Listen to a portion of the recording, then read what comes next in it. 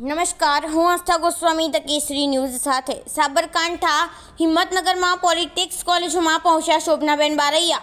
મતગણતરી બહાર ધારાસભ્યો અને કાર્યકર્તાઓને જય શ્રી રામના નારા લગાવ્યા.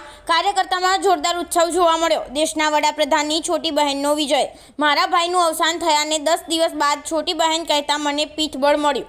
ગરમીમાં પીઠબળ સાથે જ પ્રચાર કર્યો. વિજયની આ લીડ પર કાર્યકર્તાઓ અને ધારાસભ્યોની છે.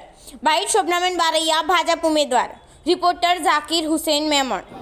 અરવલ્લી સાબરકાંઠાની જનતાનો હું ખૂબ ખૂબ આભાર વ્યક્ત કરું છું. મતદારોએ મને જે પ્રેમ આપ્યો છે અને એમનો મને જે વિશ્વાસ અપાવ્યો હતો જીતનો, અને હું જીતી ચૂકી છું, તો જનતાનો ખૂબ ખૂબ મતદારોનો આભાર માનું છું. ખાસ કરીને સાબરકાંઠા તેમજ અરવલ્લી જિલ્લામાં કયા કામો છે જેને પ્રાધાન્યતા આપશો? રોજગારી, સિંચાઈ, શિક્ષણને પ્રાધાન્ય આપીશ. અને ખાસ આ જીતનો શ્રેય કોને આપશો? મતદારોને આપીશ. અરવલ્લી સાબરકાંઠાના જે મતદારો છે, જનતાએ મને જે પ્રેમ આપ્યો છે, એમનો હું ખૂબ ખૂબ આભાર વ્યક્ત કરું છું. ઓકે.